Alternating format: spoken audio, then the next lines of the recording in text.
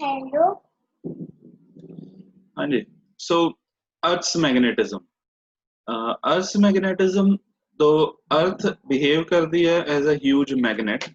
तो अदे डिस्क्राइब करन दे लई जो एज अ ह्यूज मैग्नेट ਦੀ ਤਰ੍ਹਾਂ ਬਿਹੇਵ ਕਰਦੀ ਆ, तो किसी पॉइंट ਦੇ ਉੱਪਰ ਕਿੰਨਾ ਮੈਗਨੈਟਿਕ ਫੀਲਡ ਸਟਰੋਂਗ ਹੈ ਜਾਂ ਵੀਕ ਹੈ, ਉਹਨੂੰ ਡਿਸਕ੍ਰਾਈਬ ਕਰਨ ਲਈ ਤਿੰਨ ਫਿਜ਼ੀਕਲ ਕੁਆਂਟੀਟੀਜ਼ ਆ।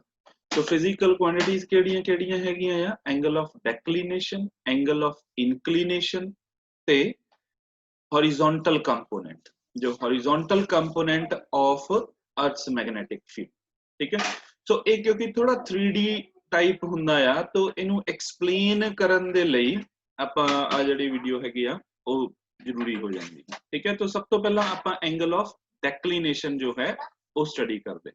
ठीक है, सो अर्थ ਦੇ ਵਿੱਚ ਆਪਣੇ ਕੋਲ ਕੀ ਹੈ ਕਿ ਇੱਕ ਨਾਰਥ ਪੋਲ ਹੈ ਤੇ ਇੱਕ ਸਾਊਥ ਪੋਲ ਹੈ। तो ਜਿਹਨੂੰ ਅਸੀਂ ਕੀ ਕਹਿ ਦਿੰਨੇ ਆ, ਜਿਓਗ੍ਰਾਫਿਕ ਨਾਰਥ ਤੇ ਜਿਓਗ੍ਰਾਫਿਕ ਸਾਊਥ। तो ਇਹ ਐਕਸਿਸ ਹੋ ਗਈਆਂ। ਠੀਕ ਹੈ, ਸੋ ਸਭ ਤੋਂ ਜਿਹੜੀ ਮੇਨ ਸੈਂਟਰਲ ਲਾਈਨ ਹੈਗੀ ਆ, ਠੀਕ ਹੈ, तो ਇਹ ਸਾਡੇ ਕੋਲ ਕੀ ਹੋਗੀ, ਜਿਹੜੀ ਲਾਈਨ ਜੁਆਇਨ ਕਰਦੀ ਆ ਜਿਓਗ੍ਰਾਫਿਕ ਨਾਰਥ ਤੇ ਸਾਊਥ ਨੂੰ, तो that is called geographic axis या axis of rotation। ठीक है,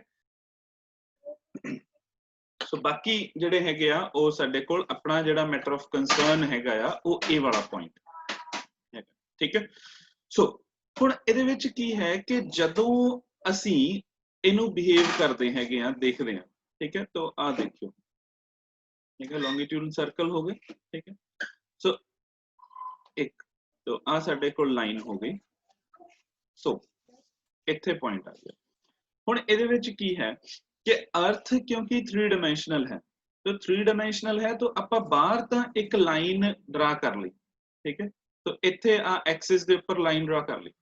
इस एक्सिस दे अंदर जिहड़ी सरफेस हैगी आ, ठीक है, तो उस सरफेस नू आपां की कह दिंने आ, मेरिडियन। ठीक है, तो आ एक्सिस होगी और एक्सिस दे अंदर जिन्ना भी पार्ट हो गया वो की हैगा आ इहदा मेरिडियन। ठीक है, तो एक जियोग्राफिकल एक्सिस होगी, तो लाइन होगी, तो दूसरा जिहड़ा आ वाला पार्ट आ ये साडे कोल की हो गया, मेरिडियन। ठीक है, मेरिडियन, हां पापा मेरिडियन, ये मेरिडियन है इधर। सिमिलरली जो अर्थ्स मैग्नेटिक फील्ड है, तो जो अर्थ दे अंदर असी अज्यूम करते हैं बार मैग्नेट, तो ह्यूज मैग्नेट जिहड़ा असी एक्सपैक्ट करते हैं, तो ये एग्जैक्टली जियोग्राफिक एक्सिस दे नाल कोइंसाइड नहीं करता पिया, ये किसी एंगल दे ऊपर है। ठीक है, सो ये जिहड़ा एंगल है, ठीक है, तो ये जो एक्सिस होगी ये अपने कोल एक्सिस केड़ी होगी, मैग्नेटिक एक्सिस। ठीक है, तो एक असी जियोग्राफिक एक्सिस देखी सी, तो जियोग्राफिक एक्सिस होगी। तो हुण आपां जिहड़ी देखदे पए आ ये की होगी, आ जो वाइट लाइन दे नाल रिप्रेजेंट हो रही है ये की है, जियोग्राफिक एक्सिस, क्योंकि exactly geographic north and south जिहदे अबाउट अर्थ रोटेट। और एक जिहड़ा अर्थ दे अंदर जिहड़ा मैग्नेट है वो एक एंगल दे ऊपर है, एग्जैक्टली कोइंसाइड नहीं करता। तो ये जिहड़ा एंगल है between A geographic axis and magnetic axis, that is called angle of declination. ठीक है,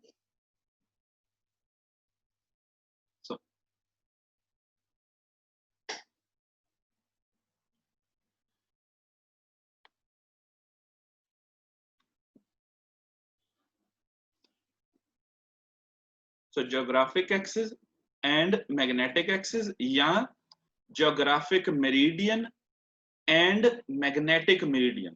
तो एक angle of declination, so minimum declination कितने होगी, इक्वेटर दे ऊपर, और जो मैक्सिमम डेक्लिनेशन है ये कितने होएगी, अपने कोल जिहड़ा आ पोल्स दे ऊपर। ठीक है, सो नेक्स्ट जो है एंगल ऑफ इंक्लिनेशन। ठीक है, सो जनरली असी मैग्नेटिक फील्ड नू रिप्रेजेंट किहदे नाल करदे हैगे आ, मैग्नेटिक फील्ड लाइंस दे। और मैग्नेटिक फील्ड लाइंस नू ड्रा करन दे लई की हैगा आ, मैग्नेटिक नीडल। ठीक है, तो मैग्नेटिक नीडल नू असी दो पोजीशन दे विच रख सकते हैं। ठीक है, एक नीडल हॉरिजॉन्टल रखी और ओदी जिहड़ी एक्सिस हैगी आ वो वर्टिकल आ जो नजर आ रही हैगी आ। ठीक है, और दूसरा जिहड़ा हैगा आ ओदी एक्सिस जो है, आ एक्सिस जिहड़ी आ एक ही हो गई हॉरिजॉन्टल। ठीक है। तो एक्सिस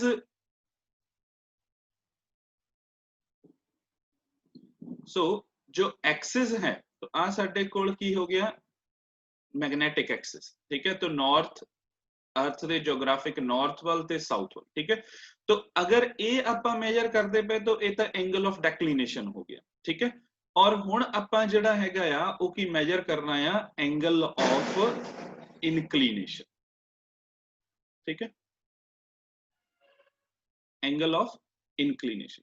तो अगर असी मैग्नेटिक नीडल नू इस पोजीशन दे ऊपर रखते हैं, इस पोजीशन पे, ठीक है, तो असी फिर की मेजर करांगे एंगल ऑफ इनक्लीनेशन, ठीक है। तो ये हॉरिजॉन्टल एक्सिस होगी, आ हॉरिजॉन्टल एक्सिस जिहड़ी अपने को नजर आ रही है, ठीक है। सो अगर असी मैग्नेटिक नीडल नू अलग-अलग पोजीशंस दे ऊपर रखते हैं तो आ ओदी पोजीशन जिहड़ी आ वो चेंज होई जानी हैगी, ठीक है। So that is northern hemisphere, southern hemisphere, ਉਹਦੇ ਅਕੋਰਡਿੰਗਲੀ ਜਿਹੜੀ ਆ ਉਹ ਨੀਡਲ ਦੀ ਪੋਜੀਸ਼ਨ ਜੋ ਹੈ ਉਹ ਚੇਂਜ ਹੋਈ ਜਾਣੀ ਹੈ। ਸਿਮਿਲਰਲੀ ਅਗਰ ਅਸੀਂ ਇਹਨੂੰ ਇਕੁਏਟਰ ਤੋਂ ਪੋਲਸ ਦੇ ਵੱਲ ਲੈ ਕੇ ਜਾਣੇ ਹੈਗੇ ਆ, ਠੀਕ ਹੈ, तो ਇਹ ਜਿਹੜਾ ਐਂਗਲ ਹੈ ਮੈਗਨੈਟਿਕ ਫੀਲਡ ਇੰਟੈਂਸਿਟੀ ਹੈ ਉਹ ਚੇਂਜ ਹੋਈ ਜਾਣੀ ਹੈਗੀ ਆ, ਠੀਕ ਹੈ। ਸੋ ਉਹ ਚੇਂਜ ਜਿਹੜਾ ਹੈਗਾ ਆ ਫॉर एग्जांपल तो ਆਪਾਂ ਇੱਥੇ ਰੱਖ ਲਈ, तो ਆ ਜੋ ਆ हॉरिजॉन्टल एरो है, ठीक है। तो ये अपने कोल की होगी मैग्नेटिक नीडल होगी, आ एक्सिस होगी, ठीक है। तो इधर अपने कोल जेड़ा साडे कोल एंगल बन गया, that is total intensity of earth magnetic field दे नाल जेड़ा एंगल बनया वो की हैगा आ एंगल ऑफ इनक्लीनेशन, ठीक है। तो क्योंकि एक अपने कोल अर्थ दा मैग्नेटिक फील्ड हो गया, एक हॉरिजॉन्टल मैग्नेटिक फील्ड हो गया, तो इत्थे जेड़ा आ वो इस एंगल दे ऊपर जेड़ा आ, ठीक है। तो इनक्लीनेशन जिहड़ी हैगी आ इक्वेटर दे उपर किन्नी हो जानी, 0। ये बड़ा इंपॉर्टेंट क्वेश्चन भी आउंदा हुंदा आ कि what is the value of angle of inclination at equator. Equator दे उपर किन्नी हैगी आ 0, पोल्स दे उपर इहदी वैल्यू किन्नी हैगी आ 90, ठीक है।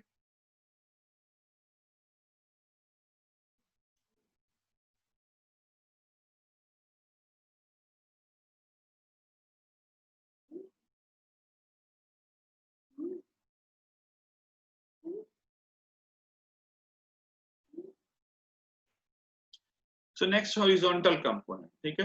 सो अर्थ दे मैग्नेटिक फील्ड तो BE हो गया, तो अर्थ दा मैग्नेटिक फील्ड एंगल दे उपर एक्ट करदा पिया है, तो इनू असी दो कंपोनेंट्स च रिजोल्व कर सकते हैं। तो एक हॉरिजॉन्टल कंपोनेंट हो गया ते दूसरा जिहड़ा हैगा आ वो किहड़ा हो जाऊगा, वर्टिकल कंपोनेंट, ठीक है।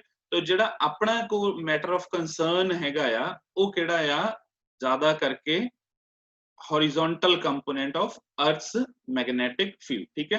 तो थोड़ा जिहड़ा साडे कोल एंगल ऑफ इनक्लीनेशन नू विजुअलाइज करना थोड़ा जिहा मुश्किल हो जांदा हुंदा है, ठीक है। एंगल ऑफ डेक्लीनेशन जां हॉरिजॉन्टल कंपोनेंट्स जिहड़े हैगे आ वो तो साडे कोल जिहड़े आ वो क्लियर ही हुंदे हैगे, ठीक है। तो थैंक यू जी।